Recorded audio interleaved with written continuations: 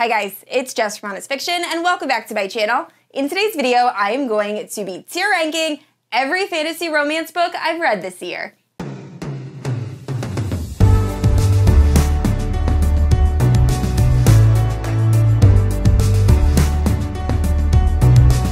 Alright guys, so I have 25 fantasy romance books on this list, and I'm going to be tier ranking based on how much I enjoyed them. So for every book, I will give a spoiler-free plot summary, as well as my overall feelings regarding each book. Now, if you're unfamiliar with my channel, I post new videos every Wednesday and Sunday. If you haven't yet, please like and subscribe.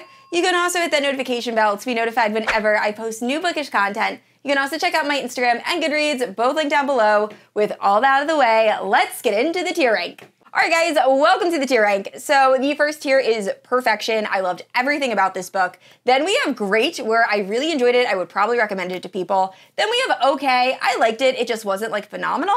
Then we have Not For Me. I understand why some people like this. Personally, it just didn't work for me. And then we have Nope, where there was nothing about this book that I enjoyed. So, starting off, first up we have A Heart of Blood and Ashes by Mila Vane. I actually just read this in a reading vlog that I'll link down in the description below. But this is an enemies to lovers fantasy romance. It is so good. It is probably going to go down as one of my top 5 favorite fantasy romances. It's just following this barbarian prince whose parents end up being killed, and he believes he knows who did it, so he goes to kill the person responsible, finds out it's actually this princess, and it's their story. And they absolutely hate each other in the beginning, and they slowly learn to love each other, and it's so good. Highly recommend. So after that, I read A Touch of Stone and Snow, and unfortunately, I didn't like this one nearly as much as the first book. I think I'm gonna put it with okay. It is second chance friends to lovers. I don't love second chance romance, and I just feel like I wasn't as connected to the romance as I was with A Heart of Blood and Ashes. So A Touch of Stone and Snow is following these two friends that they live in this village that if your name is crossed out, no one's able to speak it, and it's the biggest form of punishment. So our main character says she sees something, no one believes her, so her name is taken out of the books, and she decides to flee, and she thinks her friend, who's actually the bastard prince of her villagers, is gonna come with her. He ends up just kind of letting her go, and then they meet back up later when she has to do a quest, and it was fun, just not nearly as good as A Heart of Blood and Ashes, unfortunately. All right, next up is A Court of Blood and Bindings. This is a fae romance. We are following this girl that lives on a human island, and these islands are ruled by the fae. The fae actually kind of keep to themselves on another island, but they're able to use color magic. So if you pull on red, you can create destruction. If you pull on yellow, you can create, I think, healing. Or you can mix the colors together to create completely unique magic. And although our main character is a human, for some reason, she possesses this color magic. But anyway, at the start of our story, she wakes up and her entire village is on fire and there's just a fae standing over her. And the story goes from there. I love this. Also, the love interest is unable to speak. So the way he's able to communicate is at first just writing down notes, but he eventually learns sign language from our main character. And I need to continue with this series. I enjoyed it so much. It's between Perfection and Great. I think I might put it at Great. It might go up to Perfection. The only reason I'm saying that is I feel like there was some pacing issues. I feel like there were parts that were a little bit boring. With A Heart of Blood and Ashes, I feel like I never wanted to put the book down. So that is why it's in Great and not Perfection. Next up is On These Black Sands, that I actually also read in a vlog. And this is a pirate romance, and it was so good. We are following these two characters. One of them is a pirate who is sick of working for the Pirate Council, so him and his sister actually gives him some information that he needs to get this black dagger, and that will help him be able to stop the Pirate Council. We're not exactly sure why. But then there is this young girl who is being raised to be one of the next members of the council, and she is very naive, and she ends up finding out something very troubling, and escapes, stows away on a pirate ship, and it happens to be from the other main character's pirate ship. And I just absolutely loved it. It was really fun, kind of dark, and I will definitely be continuing with the series. So I'm also going to put that with Great. All right, next up is a Katie Robert book. This is Kraken's Sacrifice. It is a monster romance. This entire series is following different women that make a deal with a demon that they will live with a monster for 7 years, and if they have a child with said monster, the child has to stay in the demon realm. So the Kraken sacrifice. Look, I'm still new to monster romance, and I did end up enjoying this, but the main character is taken by the Kraken, and the Kraken kind of just forgets about her multiple times. Like, not in a malicious way, he just kind of forgets she, like, needs food and, like, needs things to survive. So I'm gonna put this with, it's gonna go with not for me. I don't know. I didn't love it. I loved the ending, but that was pretty much it. Lady of Darkness, I read, I think in February for, like, Fantasy Romance Feb, and I did very much enjoy this. We are following this girl that is actually an assassin. She was raised by, like, the, like, top assassin in this, like, society. And she ends up doing something that makes her be forced to live with this other family, but she still kills for the assassin lord. And she ends up becoming friends with a general in an army. It is their relationship. There's also Fae involved. I forget what's a spoiler, what's not a spoiler, to be honest with you. That's why I really didn't go into depth. But I really enjoyed this. I thought this was fun. I also think this had a few pacing issues. I'm going to put it with great. I really want to continue with the series when the second book is available via audio. So that'll stay in great. Next up is The Gargoyle's Captive, and that's actually going in Nope. I don't know why I could not get into this book. It is novella length. It is very short, and I didn't enjoy it the entire time I was reading. It's following the same concept as The Kraken Sacrifice. We're just following this woman that agrees to live with a monster, so she ends up living with a gargoyle, and it's their romance.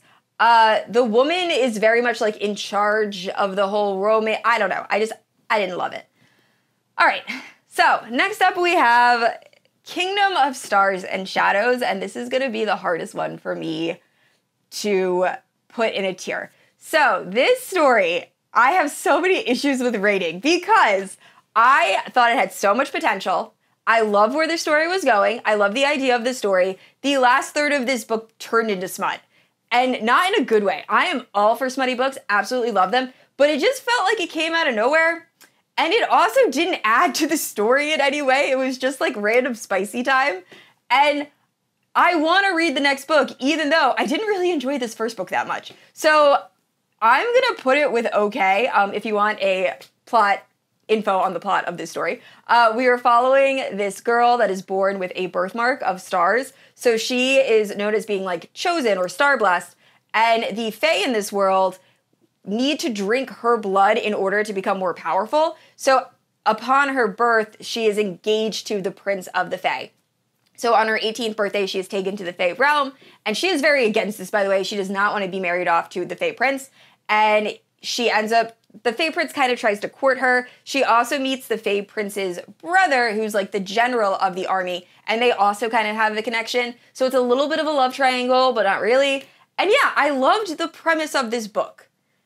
And then it just kind of went off the rails a little bit. Nothing felt very fleshed out. It felt very surface level, but I still really want to read the next one. So yeah, not really sure. All right, and next up is From Tormented Tides. So this is a urban fantasy pirate romance where we are following this girl who is absolutely terrified of the water. She has dreams of drowning, and unfortunately she moves to Florida to go to college. So when her and her friends go on this yacht or this boat, the boat ends up getting stuck on an island and she sees a ghost. So it is her story of trying to help this ghost pirate and his friend. And while this was fun, I just don't love urban fantasy. I talked about this in the vlog. I enjoy reading because of escapism. And I feel like when I'm reading urban fantasy, it just kind of reminds me of the typical day-to-day, and I don't enjoy it as much. I much prefer a, like, fantastical world like ACOTAR or From Blood and Ash. So this was fine. I'm going to put this with okay. All right, next up is Bonded by Thorns. And this is a Why Choose Beauty and the Beast retelling. And I enjoyed this. This was very, very fun. I will say it was spicy, but our main character is not involved in the spice very much at all. It's very MM in the very beginning of this. I think the next book will probably be a little bit more of a wide shoes instead of just the MM relationship. And it has a lot of nods to the original Beauty and the Beast movie, which I really appreciated. I'm going to put this with okay. Honestly, it's between okay and great. I just wish we got a little bit more of a romance between our main character and the different princes that reside in this like cursed tower. So overall, it was all right. All right, next up is, I think it's House of Lies and Shadow. I forget the name and I can't really read it, but this is gonna go in Nope. So I know there are a lot of fae romances, and a lot of them are very similar to ACOTAR, and you can tell they used ACOTAR for inspiration. This felt like a ripoff of ACOTAR, like not in a good way. I just felt like there were way too many similarities, and also nothing is really explained fully. We're just kind of thrown into this like fae world. So the premise of this book is there is a girl whose father ends up promising her to marry a fae prince. Now, this fae prince's human wives have all died very shortly after being married off to him. So this is a horrible fate for our main character. So right away, she's taken to the fae realm, and we're trying to figure out why these human brides keep dying and who is responsible. And our main character is like a super dark-winged evil killer and very Rhysand. Gives off a lot of Rhysand vibes. So overall, this did not work for me. I think I gave it 2 stars. I just wanted it to be a little bit more original. Next up is Vicious Bonds. So this is going to go with okay, and I wanted to love this book. This is the author's first attempt at writing fantasy, and you can kind of tell this felt very mafia romance, just set in like a fantasy world. We're following our main character who hears voices in her head, and her friends all kind of think she's a little bit crazy, and after smoking a little bit too much, she ends up waking up in this fantasy world, and the person that she hears inside of her head is right in front of her. So he right away is like, you do not belong here. We find out that they might be mates, and the story goes from there. If you have seen Peaky Blinders, our main character is Thomas Shelby. It is very obvious this was inspired by Peaky Blinders. Actually, I don't even want to say obvious, because my friend who recommended I read this, I actually messaged her and was like, oh my gosh, I don't know if you've seen the show, but it's about these different mafia people. It stars Cillian Murphy, and this is reminding me so much of that. And she was like, oh yeah, the author said she was influenced by that show, and you can really tell. So there were parts I did like I did like the whole mafia feel. It just didn't feel like a fantasy romance to me at all. So yeah, I'm gonna put it with not for me, because I think I rated it like 2 stars. And next up is Gleam, which is the 3rd book, I believe, in the Plated Prisoner series. And it's gonna go in great. I loved the ending of this book. I think it really helped just like bring the story along. I love the Plated Prisoner series, and honestly, Gleam might be my favorite so far in this series. I just loved how we got to see Auren really grow as a character and come into herself, and I loved everything about this book. The only negative I can say is there were some pacing issues, but honestly, I think the ending of that book makes up for any sort of pacing problems I had with it. It was so good. If you have not read the Plated Prisoner series yet, highly, highly recommend. Next up is Zodiac Academy. So this is book 7. This is gonna go with not for me, and honestly, we might as well get both out of the way. I think both of those are gonna go in not for me. I don't like where the Zodiac Academy is going. I feel like it should have ended a lot sooner. Actually, you know what? I'll change it. Book 7, I'm gonna say, is okay. Way too long. Did not need to be that long. It could have been a third of the length, and it could have did what it had to do. But the 8th book had way too many POVs.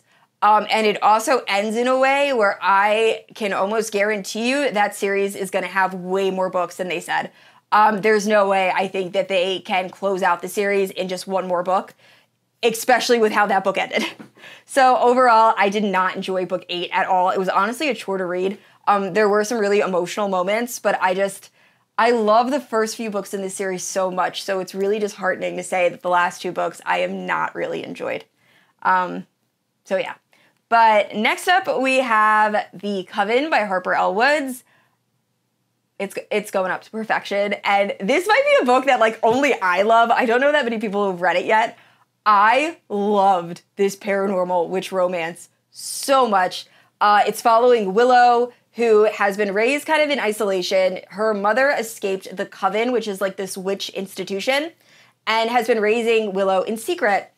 So Willow's mother ends up passing away. The coven finds out that Willow exists, and they ask her to come and learn in their school.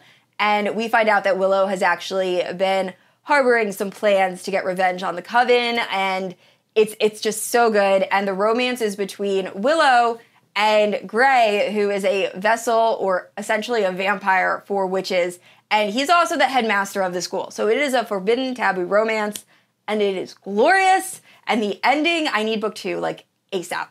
But yeah, I really, really enjoyed it. All right, next up is Legacy of Shadows.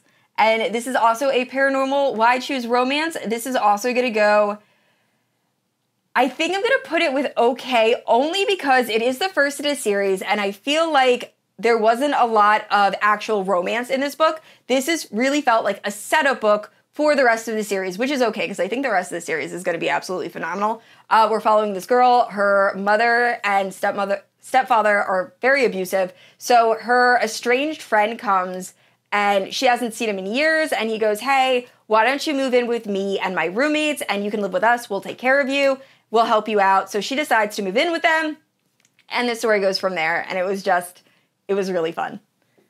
And then next up is Once Upon a Broken Heart and The Ballad of Never After. So Once Upon a Broken Heart is going to go in great. This is a YA fantasy romance. It's the same world as the Caraval series by Stephanie Garber, and we're following Evangeline Fox, and her true love is about to get married. So she goes and she ends up making a deal with Jax, who is a fate, and everyone knows in this world you do not make deals with fates. But she's so desperate, she does it anyway, and Jax's kiss is deadly to whoever he kisses. So he makes Evangeline promise for 3 kisses where she will kiss 3 men of his choosing, and she agrees, and the story goes from there, and it was really fun. But not quite as good as The Ballad of Never After, which is going into perfection. This is the sequel. This book is absolutely phenomenal. It is my favorite YA fantasy. You need to read it. It is just so good. And I really can't go into it because it's going to give away spoilers because it is the sequel in a series. But the slow burn romance is just, it is everything. I adored this book, and I absolutely adore Jax.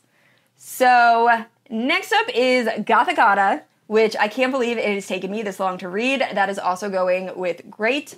This is a paranormal, like, gothic romance. We're following this girl or woman that starts at this, like, university that's like a gothic mansion, and she has a relationship with her professor. So it's taboo, and all these, like, paranormal things start happening, and it was so fun.